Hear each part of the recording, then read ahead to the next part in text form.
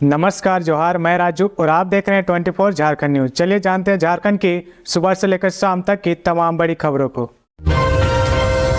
जमीन घोटाले मामले में हेमंत सोरेन को झारखंड हाईकोर्ट से मिली जमानत। जस्टिस रंगन मुखोपाध्याय ने सुनाया फैसला। झारखंड के पूर्व मुख्यमंत्री हेमंत सोरेन को आखिरकार जमानत मिल गई है। झारखंड हाईकोर्ट के जस्टिस रंगन मुखोपाध्याय ने शुक्रवार को जमीन घोटाले मामले में जेल में बंद हेमंत सोरेन को जमानत दी है। झामुमो नेता हेमंत सोरेन को 50,000 रुपये के 2 मुचलके पर जमानत दी गई है। 31 जनवरी 2024 की रात को वो प्रवर्तन निदेशालय ईडी ने लंबी पूछताछ के बाद उन्हें गिरफ्तार कर लिया था। बड़गई अंचल की 8.5 एकड़ जमीन के कथित घोटाला मामले में झारखंड मुक्ति मोर्चा झामुमो के नेता और झारखंड के पूर्व सीएम हेमंत सोरेन के वकील लगातार जमानत के लिए कोर्ट में अर्जियां लगा रहे थे। मनी लॉन्ड्रिंग केस में गिरफ्तार किए गए हेमंत सोरेन ने पीएमएलए कोर्ट से लेकर हाईकोर्ट और सुप्रीम कोर्ट में जमानत की अर्जी दी, लेकिन बार बार उनकी जमानत अर्जी खारिज हो रही थी। आखिरकार शुक्रवार को उनको झारखंड हाईकोर्ट से बड़ी राहत मिली है। झारखंड हाईकोर्ट में हेमंत सोरेन की याचिका पर 13 जून को आखिरी बार सुनवाई हुई थी। उस दिन झामुमो नेता के वकील कपिल सिब्बल ने अपने मुकबिल को जमानत देने की पैरवी कोर्ट में की थी। उनकी दलीलों को प्रवर्तन निदेशालय के वकील एसबी राजू ने विरोध किया और कोर्ट से आग्रह किया कि हेमंत सोरेन को जमानत नहीं दी जाए। दोनों पक्षों की दलीलें सुनने के बाद जस्टिस रंगन मुखोपाध्याय ने अपना फैसला सुरक्षित रख लिया था। शुक्रवार को सुबह डबल बेंच की सुनवाई के बाद जस्टिस रंगन मुखोपाध्याय की सिंगल बेंच ने अपना आदेश सुना दिया। उन्होंने कोर्ट रूम में एक लाइन का फैसला सुनाया जिसमें कहा गया कि हेमंत सोरेन को जमानत दी जाती है। झारखंड मुक्ति मोर्चा ने हेमंत सोरेन को जमानत मिलने पर प्रसन्नता जताई और कोर्ट के फैसले का स्वागत किया। झारखंड हाईकोर्ट में ईडी को उस वक्त झटका लगा जब जमानत पर 24 घंटे के स्टे लगने से उसके आग्रह को नामंजूर कर दिया गया। हेमंत सोरेन को करीब 5 महीनों के बाद जमानत मिली है। हाईकोर्ट से हेमंत सोरेन को जमानत मिलने के बाद झामुमो के साथ साथ कांग्रेस नेता भी प्रसन्न है। कार्यकर्ताओं में जबरदस्त उत्साह है। आलमगीर आलम का इस्तीफा अभी मंजूर नहीं। इस महीने चंपाई मंत्रिमंडल विस्तार की संभावना नहीं।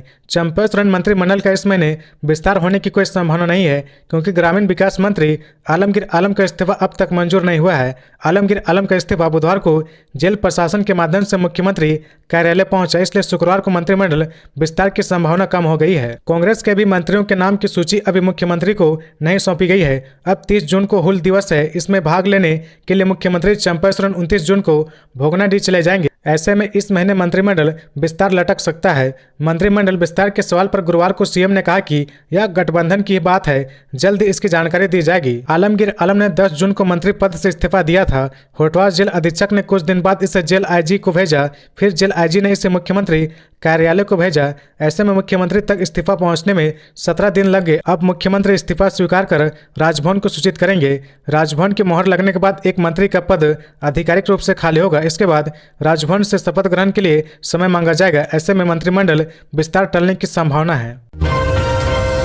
बंगाल की खाड़ी में बना चक्रवाती घेरा शनिवार से 3 दिनों तक झारखंड में होगी झमाझम बारिश। पिछले कुछ हफ्ते से कमजोर पड़ा मानसून एक बार फिर सक्रिय हो गया है। गुरुवार को भी कुछ जिलों में बारिश देखने को मिली। इसी बीच एक अच्छी खबर है कि मानसून की धीमी गति के बीच शनिवार से 3 दिनों तक बारिश की संभावना है। मौसम विभाग ने 29 जून से 1 जुलाई तक राज्य के सभी भागों में हल्के से मध्यम दर्जे की बारिश की चेतावनी जारी की है। बंगाल की खाड़ी में निम्न दबाव वाला क्षेत्र बना है। वहीं एक साइक्लोनिक सर्कुलेशन मध्य प्रदेश, छत्तीसगढ़, पश्चिम बंगाल होते हुए झारखंड व बिहार की ओर बढ़ रहा है। इससे 30 जून तक पूरे झारखंड में मानसून के बादल छाने और बारिश की उम्मीद है। गर्जन और तेज हवाओं का झोंका आ सकता है। इसकी रफ्तार 30 से 40 किलोमीटर प्रति घंटे तक रहेगी।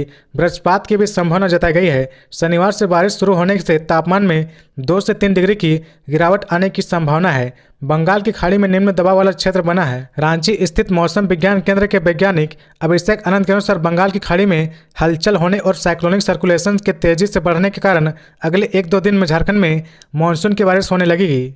खबरों में आगे बढ़ने से पहले अगर अभी तक आपने इस चैनल को सब्सक्राइब नहीं किया तो प्लीज सब्सक्राइब कर ले, जिससे झारखंड की हर छोटी सी बड़ी खबर की अपडेट आप तक पहुंचता रहे। कैबिनेट की बैठक में आज मिल सकती है मंजूरी। बीआरपी सीआरपी के मानदेय में 50% तक बढ़ोतरी होगी। मानदेय में बढ़ोतरी को लेकर वर्षों से आंदोलन कर रहे प्रखंड साधन सेवी बीआरपी और संकुल साधन सेवी सीआरपी के लिए अच्छी खबर है। उनका मानदेय 50% तक बढ़ेगा। हर साल 3% बढ़ोतरी भी होगी। स्कूली शिक्षा एवं साक्षरता विभाग के इस प्रस्ताव पर शुक्रवार को होने वाली कैबिनेट की बैठक में मंजूरी मिलने की उम्मीद है। समग्र शिक्षा अभियान के तहत राज्य में करीब 3000 बीआरपी सीआरपी कार्यरत है। अभी बीआरपी को हर महीने 15,500 रुपये मानदेय और 1,000 रुपये यात्रा भत्ता मिलता है। इसी तरह सीआरपी को 16,500 रुपये मानदेय और 1,200 रुपये यात्रा भत्ता भुगतान किया जाता है। इनके मानदेय में अंतिम बार 2019 में बढ़ोतरी की गई थी। बैठक में हरमू फ्लाईओवर के डीपीआर को भी मंजूरी मिलने की संभावना है। करीब 3.53 किलोमीटर लंबे इस फ्लाईओवर के निर्माण पर 487 करोड़ रुपए खर्च होंगे। यह एससीबी कार्यालय से हरमू चौक तक बनेगा। सहजानंद चौक, गौशाला व अन्य जगहों पर फ्लाईओवर से उतरने के लिए रैंप बनाए जाएंगे। रातू रोड चौराहे के पास फ्लाईओवर की ऊंचाई करीब 14 मीटर होगी। पथ निर्माण विभाग ने यह प्रस्ताव कैबिनेट को भेजा है। 200 यूनिट मुक्त बिजली पर भी फैसला संभवतः उपभोक्ताओं को 200 यूनिट बिजली मुक्त देने और 25 से 49 साल की महिलाओं को प्रति महीने 1,000 रुपये पेंशन देने के प्रस्ताव पर भी शुक्रवार को कैबिनेट में मोहर लगने की उम्मीद है। वित्त विभाग ने इन दोनों प्रस्तावों पर सहमति दे दी है। अब इसे कैबिनेट में भेजा जाएगा। अक्टूबर के तीसरे हफ्ते में होगा झारखंड विधानसभा चुनाव। 10 सितंबर के बाद चुनाव आयोग कभी भी कर सकता है घोषणा। झारखंड विधानसभा चुनाव अक्टूबर के तीसरे हफ्ते में होगा। 10 सितंबर के बाद कभी भी चुनाव की तिथियों की घोषणा हो सकती है। इसके साथ ही राज्य में आदर्श चुनाव आचार संहिता लागू हो जाएगी। भारत निर्वाचन आयोग ने राज्य निर्वाचन कार्यालय को यह संकेत दिया कि हरियाणा, महाराष्ट्र और जम्मू कश्मीर के साथ ही झारखंड विधानसभा का भी चुनाव कराया जाएगा। हरियाणा विधानसभा का कार्यकाल 3 नवंबर जबकि महाराष्ट्र विधानसभा का कार्यकाल 27 नवंबर को समाप्त हो रहा। हालांकि झारखंड विधानसभा का कार्यकाल 5 जनवरी तक है, फिर भी इस बार चुनाव साथ कराने की प्रबल संभावना है। वर्ष 2019 में हरियाणा और महाराष्ट्र विधानसभा चुनाव साथ साथ हुए थे, मगर झारखंड विधानसभा चुनाव अलग हुआ था। राज्य निर्वाचन कार्यालय इन तीनों राज्यों के समांतर ही झारखंड में भी चुनाव की तैयारियों में जुट गया है। मतदान से कम 45 दिन पहले चुनाव की घोषणा करने का नियम है। चूंकि हरियाणा में 31 अक्टूबर तक चुनाव की प्रक्रिया पूरी कर लेना है, ऐसे में 45 दिन का समय देने के लिए 10 सितंबर से 15 सितंबर तक का समय उपयुक्त होगा। रिप्रेजेंटेशन ऑफ पीपुल्स एक्ट के मुताबिक भारत निर्वाचन आयोग नियत समय के 6 महीने के अंदर कभी भी चुनाव करा सकती है। इस संदर्भ में राज्य सरकार कोई अड़चन नहीं डाल सकती है। झारखंड विधानसभा का कार्यकाल 5 जनवरी को समाप्त होगा। ऐसे में 5 जुलाई से लेकर 5 जनवरी के बीच चुनाव कराने पर राज्य सरकार आपत्ति नहीं कर सकती है। मुख्य निर्वाचन पदाधिकारी के रवि कुमार ने कहा कि भारत निर्वाचन आयोग के निर्देश के मुताबिक काम हो रहा। हम विधानसभा चुनाव के लिए तैयार हैं। प्रशिक्षण का काम शुरू हो चुका है। पिछले विधानसभा चुनाव में अक्टूबर में वोटर लिस्ट का अंतिम प्रकाशन हुआ था। इस बार यह अगस्त में पूरा हो जाएगा। ऐसे में हम काफ़ी आगे चल रहे। वोटर लिस्ट के अंतिम प्रकाशन के बाद चुनाव के बचे अन्य काम भी पूरे कर लिए जाएंगे। रांची में अपराधियों का दुस्साहस, बाइकर्स गैंग ने महिला डीएसपी से की छीनताई। राजधानी रांची में अपराधियों के हौसले इतने बुलंद हैं कि वे पुलिस अफसरों के साथ भी आपराधिक वारदात करने से नहीं कतरा रहे। बैकऑफ अपराधियों ने रांची के अपराध अनुसंधान विभाग में पदस्थापित डीएसपी सरिता मुर्मू के गले से सोने की चेन की छीनताई कर ली। अपराधियों ने बुधवार को इस वारदात को अंजाम दिया। इस संबंध में डीएसपी सरिता मुर्मू ने कोतवाली थाने में प्राथमिकी दर्ज कराई।